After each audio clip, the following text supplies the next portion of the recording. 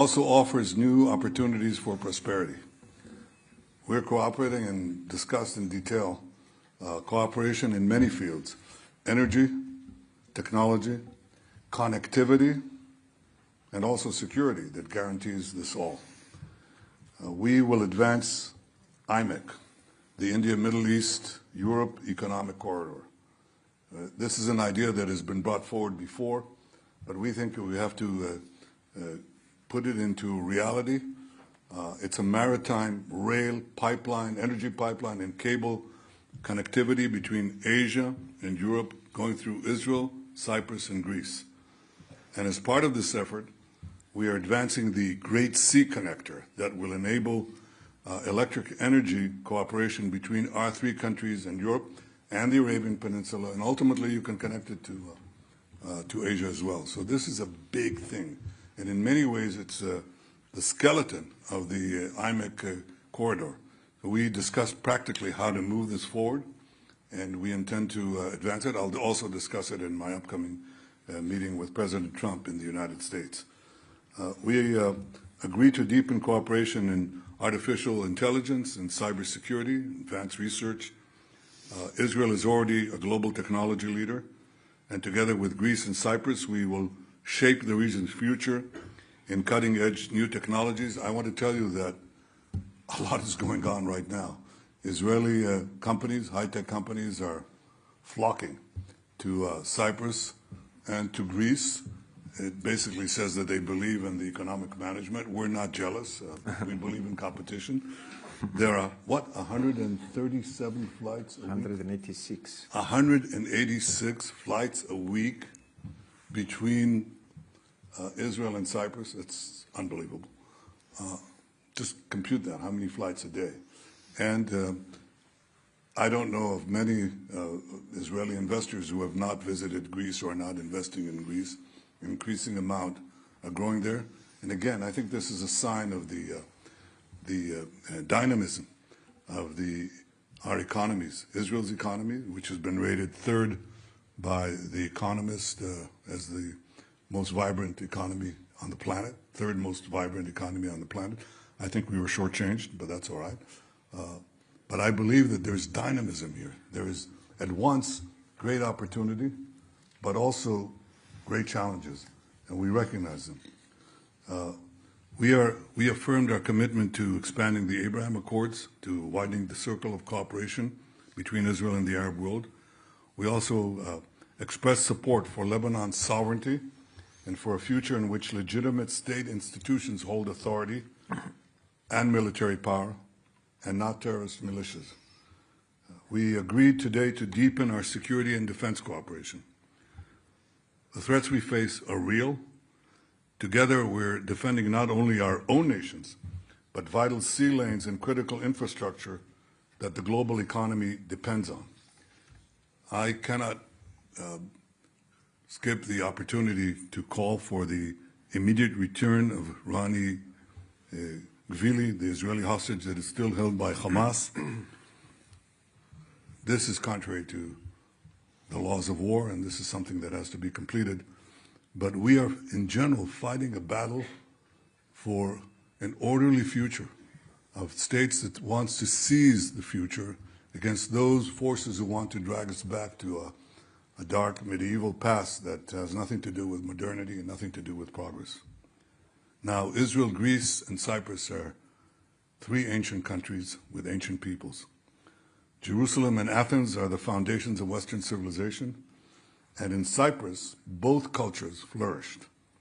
So you have to go to the Western Wall in Jerusalem, or you go to the Acropolis in Athens, or you go to the incredible historic museum in Nicosia, which I did, and you see the glory of our past. So all three of us are very proud of our history in our ancestral homelands as we seize the future. Now, it is true that all of our countries were conquered in the past by a succession of empires. But through courage and sacrifice, we achieved our independence in modern times. Greece, 195 years ago, Israel, 78 years ago, Cyprus, 65 years ago. To those who fantasize they can reestablish their empires and their dominion over our lands, I say, forget it. It's not going to happen. Don't even think about it. We are committed and able to defend ourselves, and our cooperation further enhances that capability. Together, we three genuine democracies in the Eastern Mediterranean shall advance security, prosperity, and liberty. With God's help, we will bring a brighter and safer future to our nations and to the entire region. Together, we'll bring stability through strength, prosperity through strength, and most important, peace through strength. I wish you all happy holidays. Thank you. Dear Benjamin, dear Kyriakos, on this final day of Hanukkah, allow me to start by conveying my warm wishes to Jewish communities around the world. Regrettably, the first day of Hanukkah was marked by a horrific anti-Semitic attack in Australia. So I would like to stress once again that we stand in solidarity with all those affected and reaffirm our unwavering commitment to fighting anti-Semitism. Dear friends, today, during our deliberations, we reaffirm the strategic nature of our alliance anchored in shared values, common interests, and converging objectives, driven by a vision for regional integration, prosperity, stability, and of course, security. And I have to say that our trilateral format has further matured and deepened our cooperation in a broad range of sectors, including energy and interconnectivity, of course, security and defense, maritime cooperation, crisis preparedness and civil protection, innovation and security, as well as people-to-people contacts. The Prime Minister very correctly mentioned the 186 flights that we have every week during summertime from Israel. I'm also particularly pleased today for the revived trilateral secretariat in Cyprus, in Nicosia, which now provides an institutional framework for task forces, working groups, and finalization and implementation of pending agreements.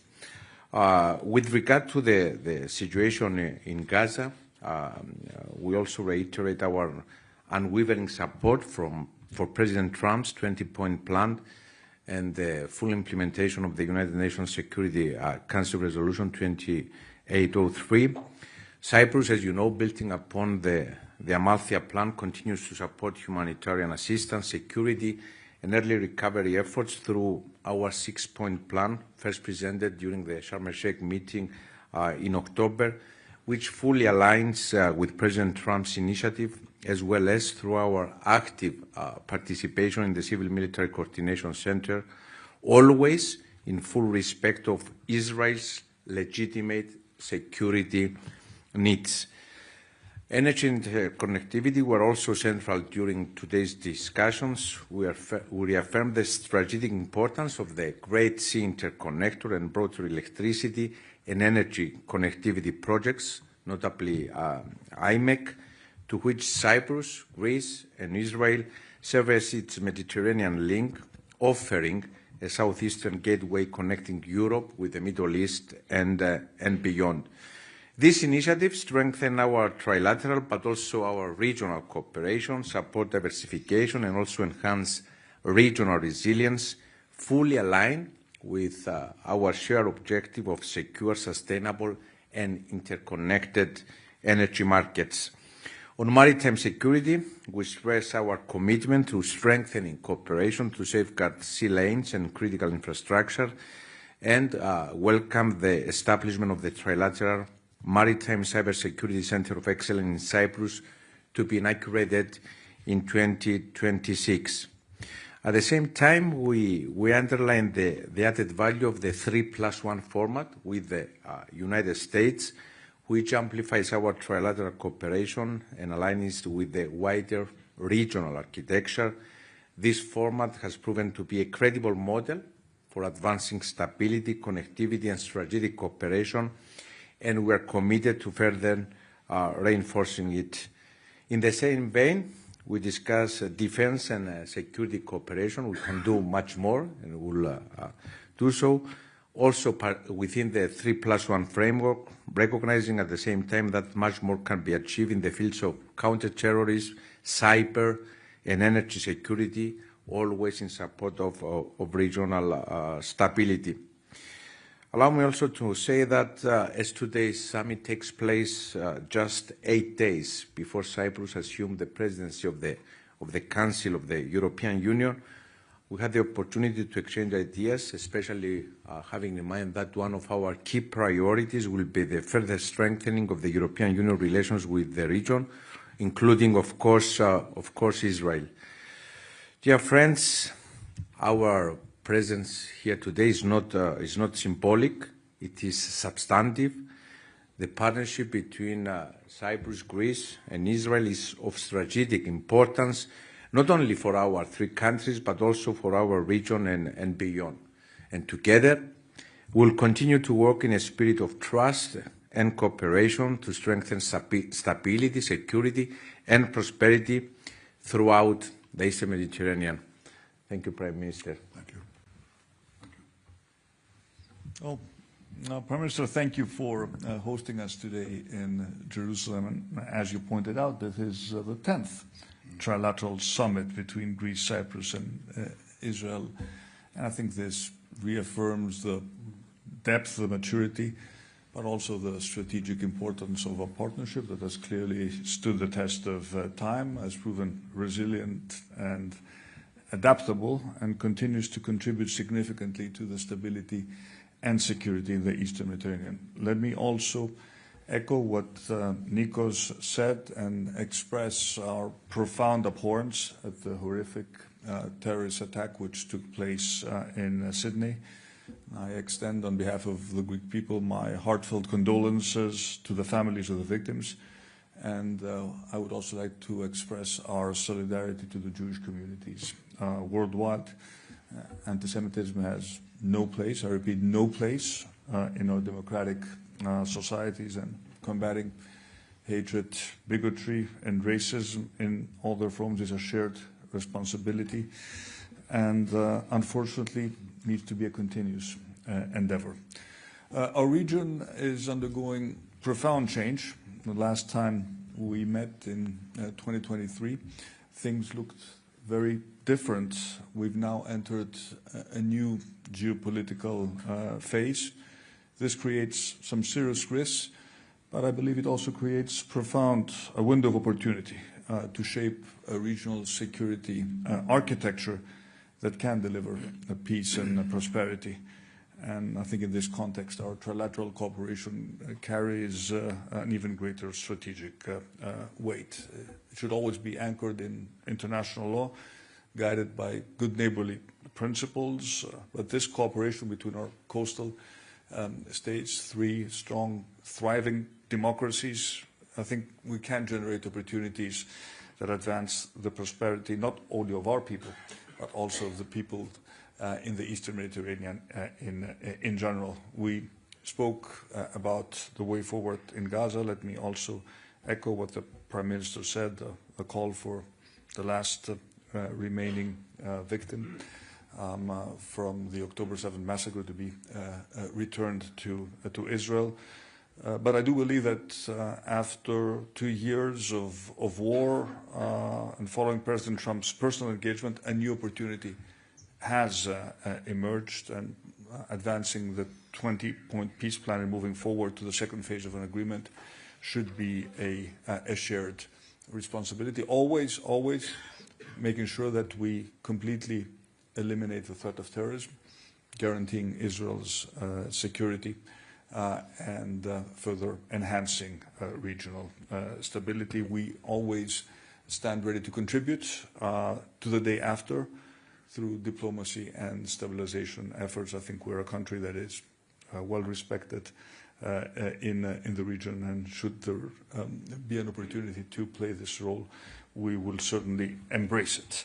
We discussed the broader regional developments. I think we reaffirmed our commitment to the political stability of Lebanon, supporting the country's sovereignty, its territorial integrity, the support that we provide as Greece to the Lebanese armed forces is important, ensuring state control and monopoly on arms throughout the country, I think, is a shared priority for all three of our countries. On Syria, the 1 year after the fall of the Assad regime, we stress that restoring security and stability, but also the full respect for the rights of all religious and ethnic communities, and let me make a point here about the need to protect in particular the Christian Orthodox communities of the Middle East, which in Syria have suffered persecution. This needs to be an essential parameter for a durable political settlement. We spoke a lot about the areas of mutual cooperation in various strategic areas, security and defense, where our two countries are already doing a lot together. Thank you for raising technology and innovation. I think we're at the beginning of a tremendous AI revolution, and we need to seize its power in a positive and constructive manner. But there's also more we can do in areas such as emergency preparedness.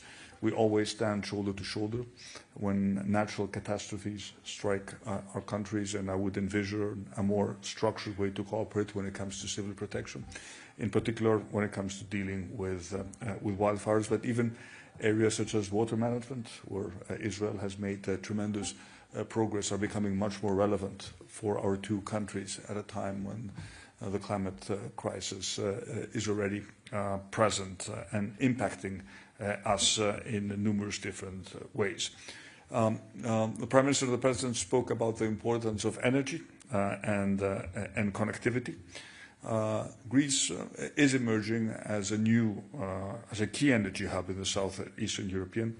We are a gateway for LNG, which is something that could be very relevant to both Cyprus and Israel. We're becoming a net exporter of electricity, and of course ensuring that the important interconnection projects that connect our three countries move forward remains a key priority for our three countries.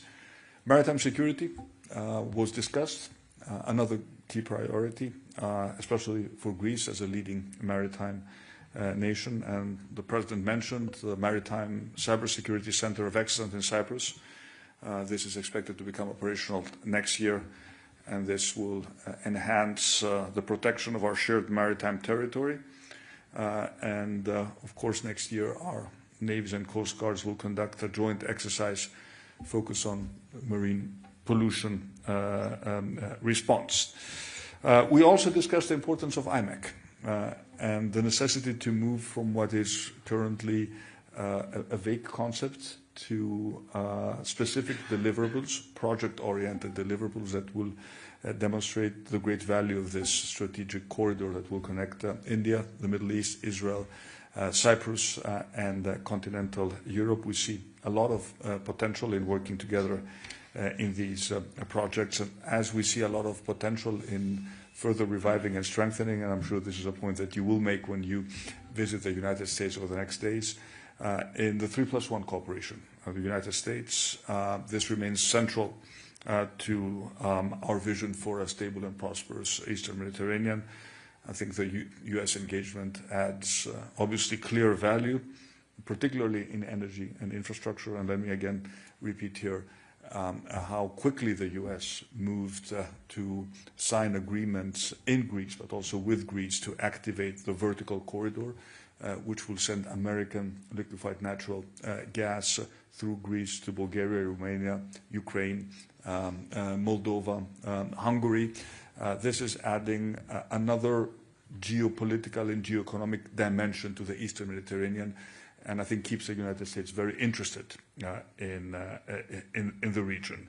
So let me conclude by repeating that this partnership has delivered concrete results, and it will deliver even more concrete results in this new era of challenges and opportunities. We very much look forward to continue working together and building on this exceptionally successful trilateral cooperation. Prime Minister, thank you. Thank you. Thank you again. Thank you. please. Okay, thank you very much. The spokesteams of the three countries will release a joint written statement shortly. Now we will be taking questions. First question, please. Channel 14. תודה רבה, ראש הממשלה. אנחנו שומעים לאחרונה פרסומים על תרגילים שמתקיימים באיראן שמכוונים נגד ישראל. יש לנו ממה לחשוש? אנחנו יודעים שאיראן מקיימת תרגילים בתקופה האחרונה. אנחנו עוקבים אחרי זה, ואנחנו עושים את ההיערכות הנדרשת. אני רוצה להעביר כאן בצורה ברורה לאיראן. כל פעולה נגד ישראל תענה בתגובה חריפה מאוד. Channel 24, Ari, please. ראינו פרסומים אתמול לגבי אלי פלדשטיין. השאלה אם אתה עדיין חושב שהוא פטריוט ישראלי נלהב. אני לא רוצה להתייחס כאן לדברים, אני חושב שכבר הוכח במקרה של יונתן אוריך, שבית המשפט אמר שהכל, בעצם הכל פייק. אין כאן עבירה, יש כאן פשוט ניסיון של הכפשה. וחבל שכורכים אדם, לוחצים עליו, גוררים אותו לכל מיני אמירות שאין להם שום בסיס. We want to take questions in English because we have guests here that don't speak Hebrew. So if somebody wants to ask a question in English, Dani Zaken? Yeah, please. Kalispera, Prime Minister and President. What's the message that you're sending from here to Turkey? Excuse me, we're taking questions for the Prime Minister of Israel. No, you can ask me that. That's okay. Fine. Okay. Well, I would love to get answers from them too. And for you, Mr. President, Mr. Prime Minister, about Iran, what do you expect President Trump to join Israel, to help Israel, to what cooperation do you expect from your meeting with President Trump regarding Iran? Look, we are not seeking confrontation with anyone. I can speak on behalf of Israel, and I think for my two partners here, no one seeks confrontation. On the contrary, we seek stability, prosperity, and peace, exactly as the three of us said. Obviously, we are committed to defending each one of our countries, but also defending maritime lanes and other things that are shared in common and that go under international norms. I think that is obvious. So I would say this is a coalition for these norms and for that stability.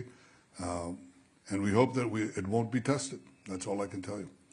As far as Iran is concerned, look, we had great achievements in Lionheart operation and the 12-day war with Iran. And our basic expectations from Iran have not changed.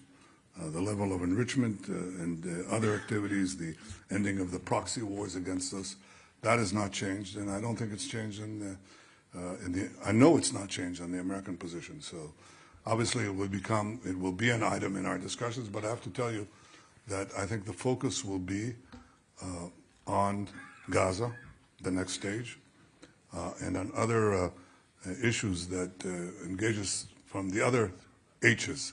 We have Hamas, but we also have Hezbollah, and our desire to see a stable and sovereign Lebanon, and of course the Houthis as well that are blocking international shipping that affects Greece, affects Cyprus, and affects us as well. Okay, due to lack of time, we're taking one more question, and that's it. Channel 12, please. Karen Betzalel. Thank you, Prime Minister.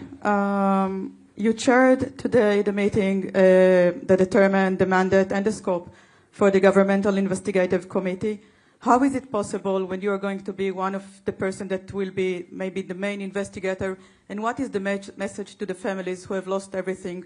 What is your message to them that they are saying it can't be? And if I may ask the guest? No. No. They both. Yeah, I think we all have to give answers. And I said that I suggested that the way that we address this question of investigating what happened on October 7th is the same way that the United States investigated the question of what happened on September 11th, okay? This was the greatest tragedy that befell Israel in our modern history. And this is the greatest tragedy that befell America on its greatest tragedy, okay? In their history, actually, their total history. All right, so what did the United States do? They had a president, okay? He was there. What did he do? He said, look, there's no way to turn this into a partisan issue. So I'm going to turn to both Republicans and Democrats and establish a special committee. He actually legislated a special law. And he said, this is a law for the investigative, a bipartisan investigative commission to investigate what happened on September 11th. That's exactly what we are doing. I suggested that the only way that this can be dealt with is to establish a bipartisan investigatory committee, half of whose members will be appointed by the coalition, half of whose members will be appointed by the opposition. There is no better way to do this. They can ask any question. They can raise any subject. They can question anyone they want, including me. But that is the only way that you're going to get to the airing of the truth. Everybody, how can people refuse that? How can they possibly refuse that? I didn't hear when President Bush put forward this idea of a bipartisan investigative committee, a special committee. Nobody said, well, it's service of the politicians. It's not. It wasn't. And its acceptance, or I'd rather say its conclusions, were accepted very broadly by the American people. I think that's what we have to do here. So if you strip away all the political agendas, or in fact, keep them. One side will raise their political agenda, the other side will raise their political agenda, the truth will come out. Now, do you want me to repeat that in Hebrew? I know you don't. No, that's it. I'm sorry, we're not taking any more questions. Yeah. I want to thank our great guests. Thank you very much. And see you again in Jerusalem. Yeah, next year in Jerusalem, unless we have a fundamental change of this absurdity of the ICC. Thank you.